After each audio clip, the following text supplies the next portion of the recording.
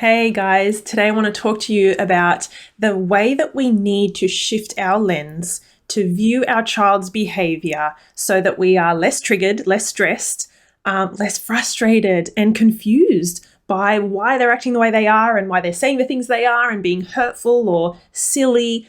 All those moments that cause us stress as parents, I get it. Like, I have so been there.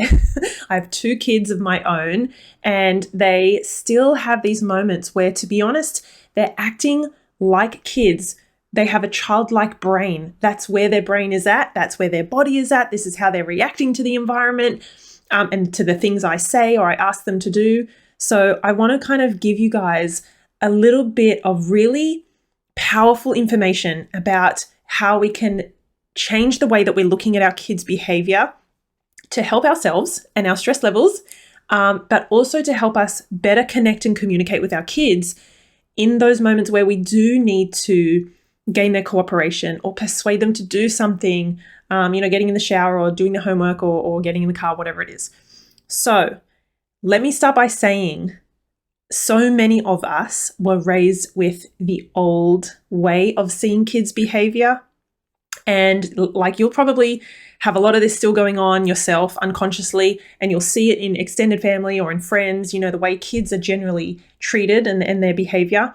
We see it as their behavior is intentional, is sometimes manipulative, is they're doing it on purpose, they're pushing our buttons and they should know better. Like, all of those, they're kind of really negative messages that we're kind of being sent and we're hearing about our kids' behavior. So what I want to do is, as I said, give you some information so that starts to shift, because in emotionally intelligent parenting, we understand a little bit, like, not the depths of our child's brain and the neuroscience, but we understand a bit about the brain and the nervous system, our child's body, and emotions and behavior, right? And we have a very different view of what emotions are and what they aren't, but that's for another video. So what I want to tell you guys is, when our kids behave, let's say when our kids are doing well, when they're cooperating, when they're doing the things they're supposed to be doing, when they're behaving, even though I really don't like that word behave, because it just has that negative connotation. If your kids are behaving, well, then they're good kids. And if they're not behaving, they're bad and they need punishing. Anyway, so when our kids are behaving or they're doing the right thing, doing as we ask, there are reasons for that, right? So some of the reasons are because nothing's getting in their way, because they've had a good night's sleep, because they're feeling regulated, because they have a full tummy, because their blood sugar is, at a good level. They're not distracted by other things going on. They don't have these, stresses going on in the background, things that they have to do, like deadlines. We do. So when our kids are doing well, we will see them in this regulated state, which means they're listening, they're receptive, and they're pleasant to be around. They're in that green zone, as we kind of call it. So on the flip side, this is kind of where it counts. When our kids are not doing well, when they're not doing the things that they're being asked, when their behavior is disruptive or hurtful or harmful, when they're not cooperating, there are usually one or many reasons why that's happening. And so we always talk about, in emotionally intelligent parenting, looking beneath the iceberg, which means look beyond the behavior that you're seeing in front of you and look at a little bit deeper what's going on. And so there are many things that can be going on underneath the surface for your child that are causing them the inability to do the thing that you're asking them to do, to get in the car or to just do their homework or to eat dinner.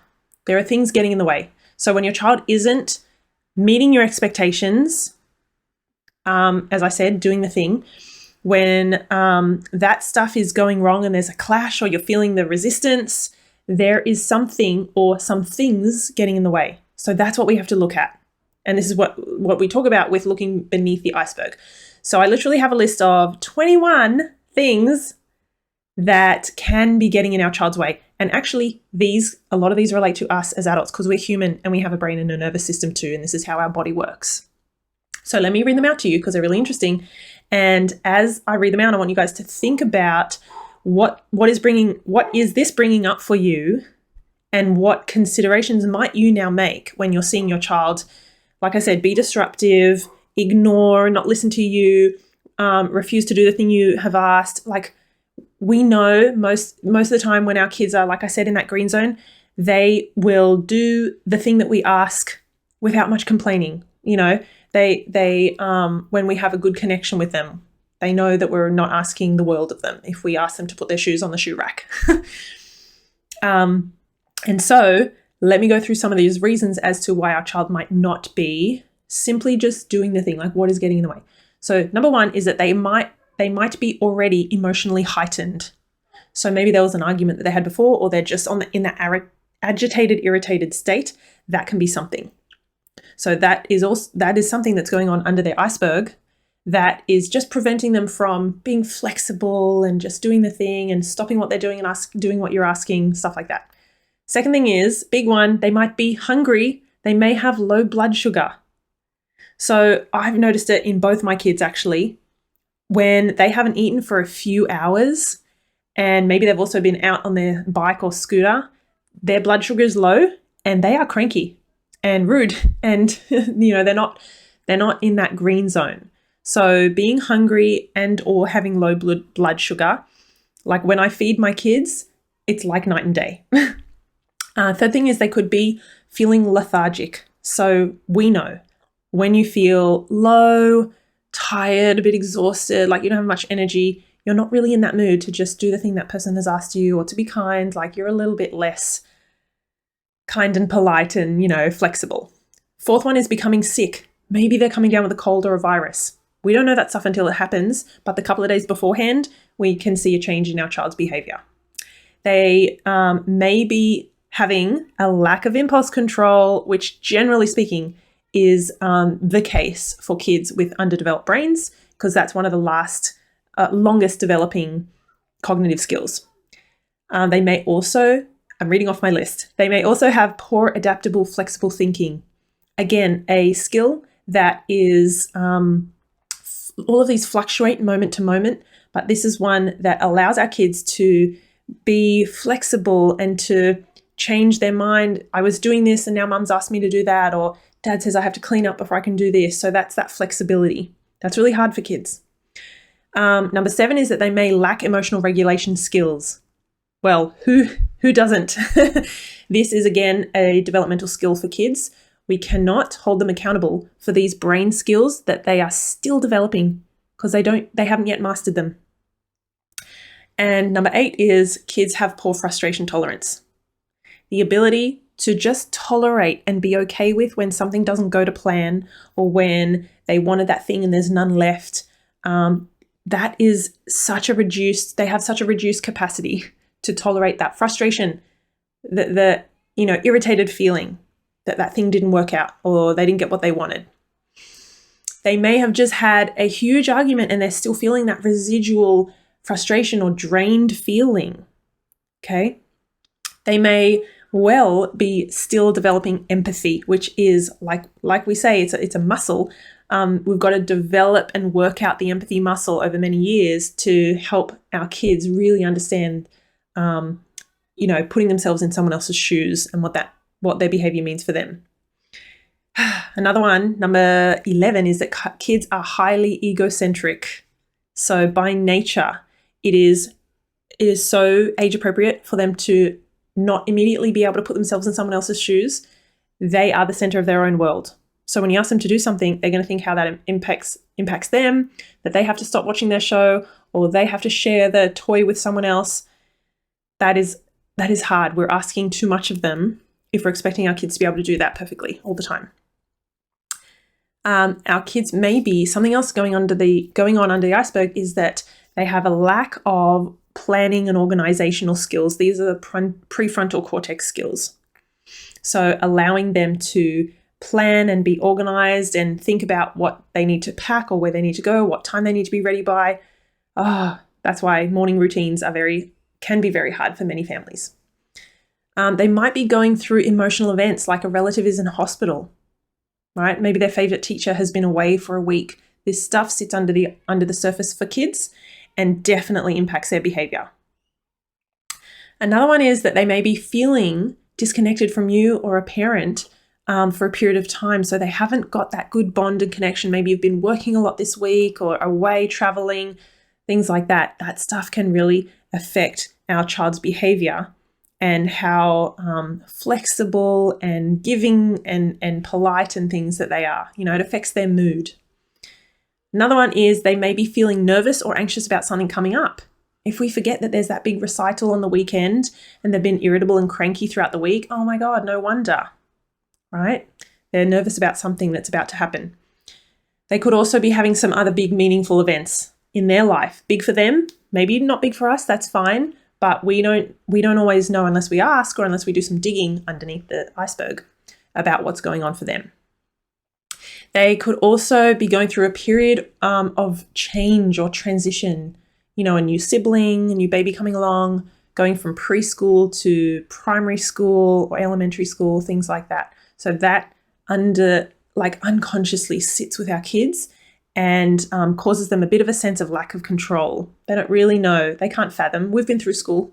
We know what happens. We know it's fine. The teachers are usually really kind, but our kids don't have that kind of template to work with. They may be having friendship issues that we aren't aware of.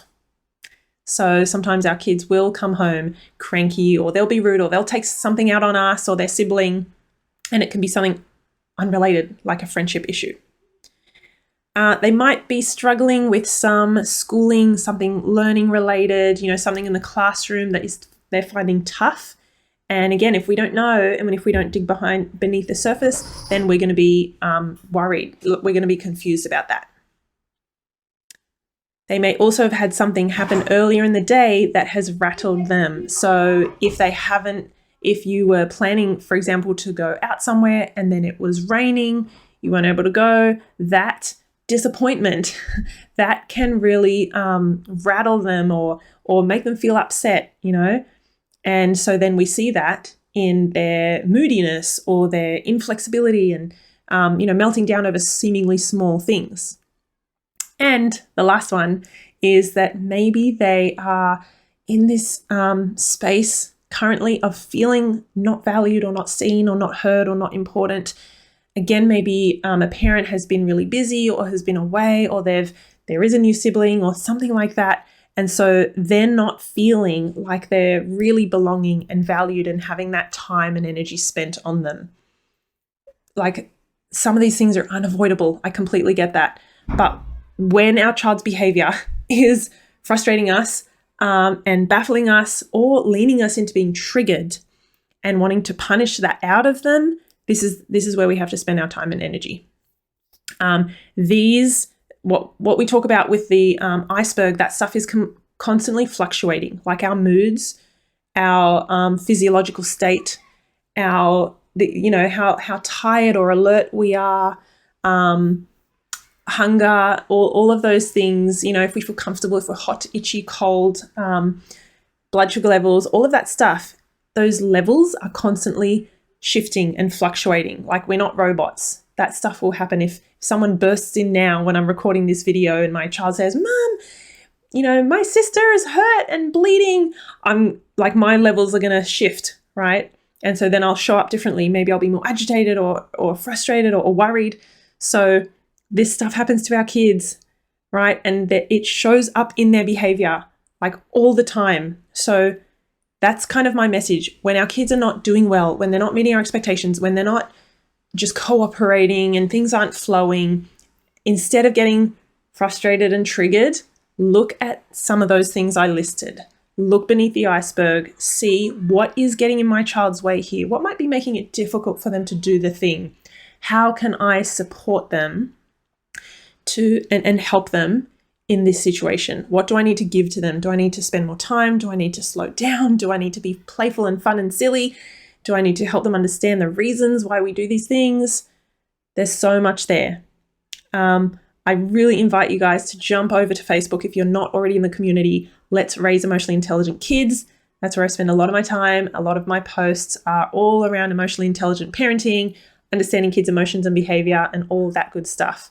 So I'd love to see you over there, and please stay tuned. I'm running free and really low cost online workshops and masterclasses throughout this whole year. So please get in touch and head to my website for more info. All the links and stuff are down below, and I will see you guys very soon.